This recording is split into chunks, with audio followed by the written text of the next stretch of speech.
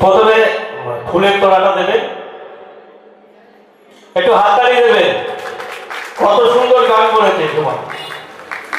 এরপরে নেমন্তটা, এবার সার্টিফিকেটটা দেবেন, সার্টিফিকেট।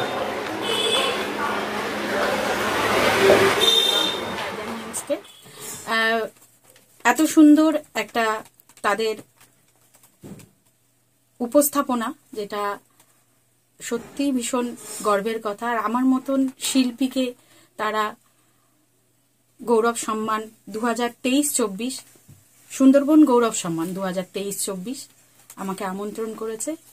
এর জন্য আমি সত্যি কৃতজ্ঞতা জানাই। এ দাদা, তোর গুলির কৌটোটা নিবি না? না না, এনে এনে না, নেব না।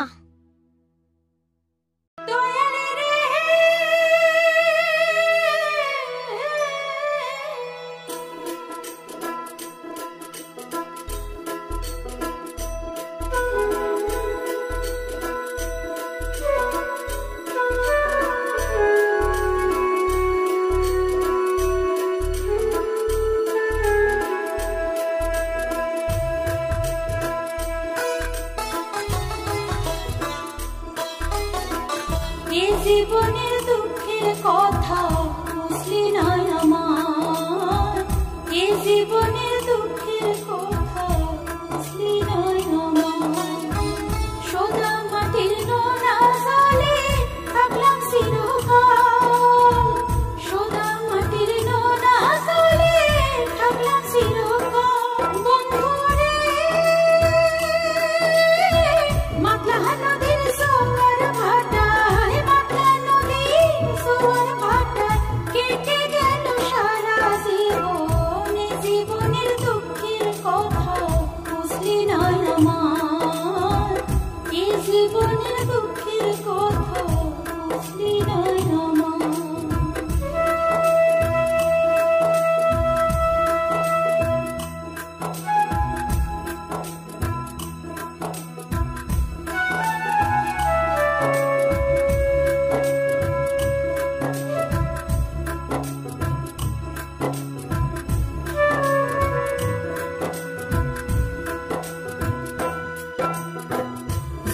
কালে মাতলা ছিল মাতাল তার ঢেউ, আজকে যদি কাউরে কই বুঝবে না আর কেউ।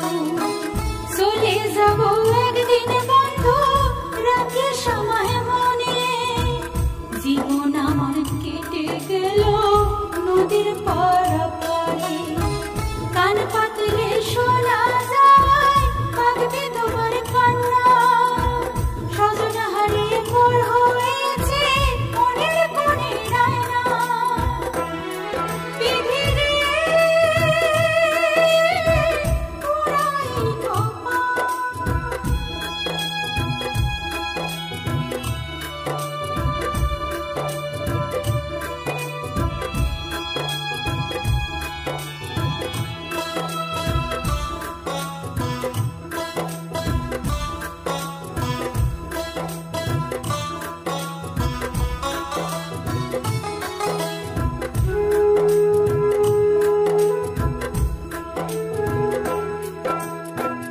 জীবন জোয়ারে ভেঙেছে ঘর আশা খেলার তরে, সবুজ দ্বীপের আকাশ ভাসে জীবনটা জল জঙ্গলে।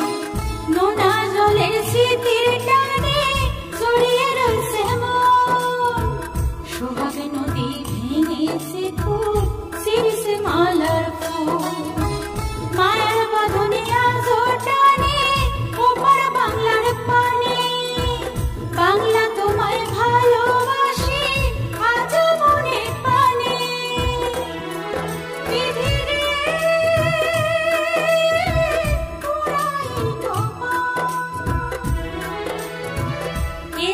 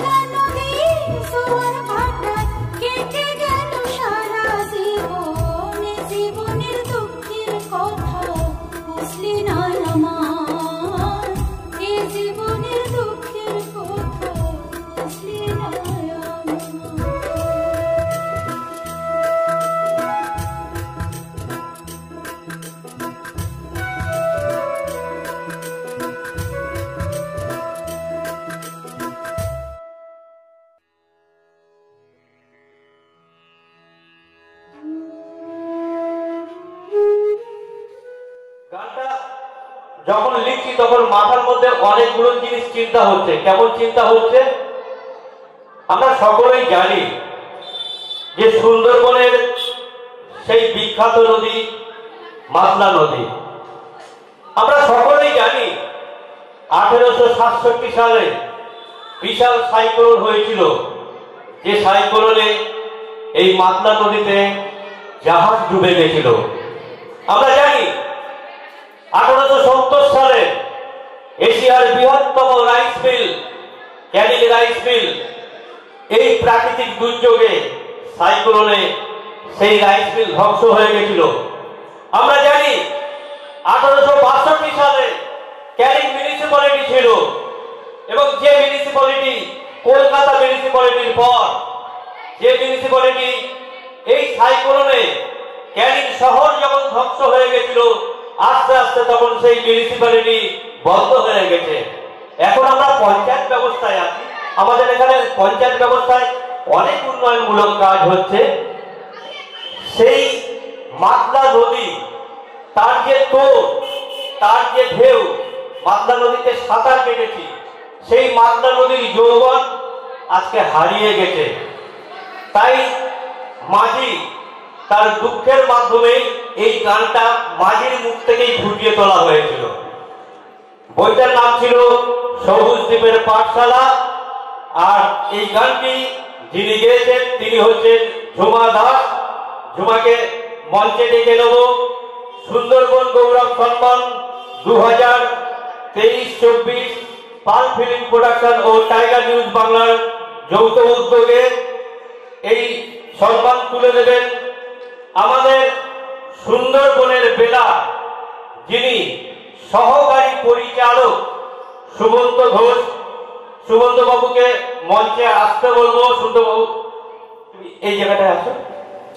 সুমন্ত বাবু কিন্তু খুব বড় মনের মানুষ এবং বড় মাপের মানুষ।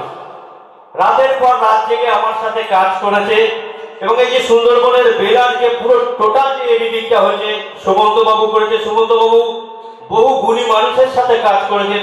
আপনারা সকলেই শুনেছেন যে শঙ্খ ঘোষের নাম শুনেছেন আপনারা। শঙ্খ ঘোষের বইতেও কিন্তু উনি কাজ করেছেন।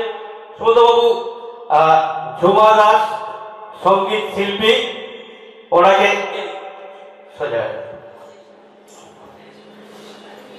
প্রথমে ফুলের তোড়াটা দেবেন,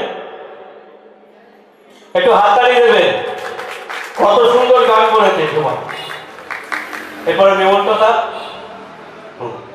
এবার সার্টিফিকেটটা দেবেন। সার্টিফিকেট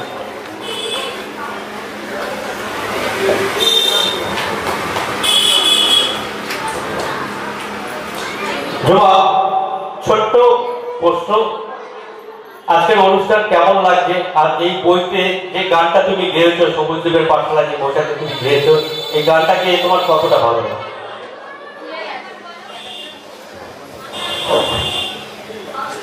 যারা বসে রয়েছেন তাদের সকলকে আন্তরিক ধন্যবাদ। বড়রা যারা রয়েছে প্রণাম, ছোটরা যারা রয়েছে তাদেরকে ভালোবাসা। এই প্রথম বোধহয় এত সাউন্ড সিস্টেমের মধ্যে গানটা শোনা হলো। যতবার শুনেছি আমাদের সত্যদার স্টুডিওতে বসে, ওখানে বসে বসে ভাবছিলাম যে গানটা গেয়েছি ঠিকই, মনে হয় 60% গেয়েছি আর 40%টা দিতে পারিনি, এরকম মনে হচ্ছে। নিজে শুনে মনে হচ্ছে, মানে কখনো তো বলা যায় না যে আমি গেয়েছি একদম 102%। এটা আমার পক্ষে হয় না। আমি যতবারই গান করি আমার মনে হয় যেন এই গানটা ঠিক হলো না, আর 2-3 বার গাইলেই গান হতো। যাই হোক, আবারও মনে হচ্ছে আমি আবার যদি ড্রাইভিং করা যায় আমি আবারও এসে গাইবো, পিন পয়েন্টে গাওয়ার চেষ্টা করব।